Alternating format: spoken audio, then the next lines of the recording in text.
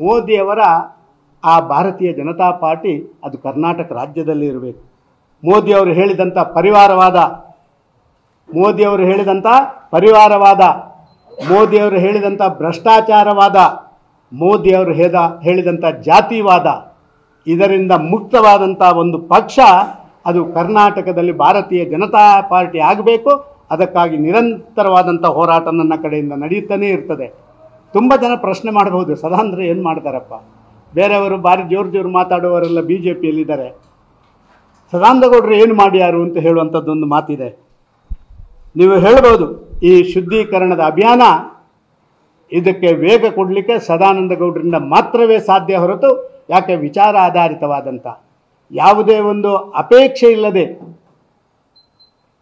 ಪಕ್ಷಕ್ಕಾಗಿ ಕೆಲಸ ಮಾಡುವಂಥ ಒಬ್ಬ ನಿಷ್ಠಾವಂತ ಕಾರ್ಯಕರ್ತ ಆದ ಕಾರಣ ಇದಕ್ಕೆ ವೇಗ ಕೊಡಲಿಕ್ಕೆ ಸದಾನಂದಗೌಡರಿಂದ ಈ ಶುದ್ಧೀಕರಣಕ್ಕೆ ಸಾಧ್ಯ ಅಂತ ನಾನು ಹೇಳಲಿಕ್ಕೆ ಇಚ್ಛಪಡ್ತಾ ಇದ್ದೇನೆ. ಶುದ್ಧೀಕರಣ ಇದು ಸಿಂಗಲ್ ಮ್ಯಾನ್ ಆರ್ಮಿ ಅಂತ ನೀವು ಕೇಳ್ಬೋದು. ಸಿಂಗಲ್ ಮ್ಯಾನ್ ಆರ್ಮಿ ಅಲ್ಲ. ನೀವು ನೋಡಿದಿರಿ, ನಮ್ಮಲ್ಲಿ ಪೂಜೆ ಮಾಡಲಿಕ್ಕೆ ಒಂದಷ್ಟು ಪುರೋಹಿತರು ಬರ್ತಾರೆ, ಆದರೆ ಆ ಶುದ್ಧೀಕರಣ ಮಾಡುವಂಥವರು ಒಬ್ಬರು ಪ್ರಮುಖ ಪುರೋಹಿತರು ಮಾತ್ರ ಶುದ್ಧೀಕರಣ ಮಾಡ್ತಾರೆ, ಬಾಕಿಯೆಲ್ಲ ಪುರೋಹಿತರಿದ್ದಾರೆ. ಈಗಲೂ ಕೂಡ ನನ್ನ ಪಾರ್ಟಿಯಲ್ಲಿ ಒಂದಷ್ಟು ಜನ ಈ ಶುದ್ಧೀಕರಣದ ಕಡೆ ಹೋಗಬೇಕು ಅಂತ ಹೇಳುವಂಥ ಮಾನಸಿಕತೆಯಲ್ಲಿರುವಂಥದ್ದನ್ನಿದ್ದಾರೆ. ಅವರ ಹೆಜ್ಜೆಗಳು ಸ್ವಲ್ಪ ಅಲ್ಲಿ ಬೇರೆ ಬೇರೆ ಆಗಿರ್ಬೋದು, ಆದರೆ ಇದು ಒಂದು ಹಂತದಲ್ಲಿ ಕ್ರೋಢೀಕರಣ ಆಗ್ತದೆ ಅಂತ ನಾನು ಭಾವಿಸ್ತಾ ಇದ್ದೇನೆ.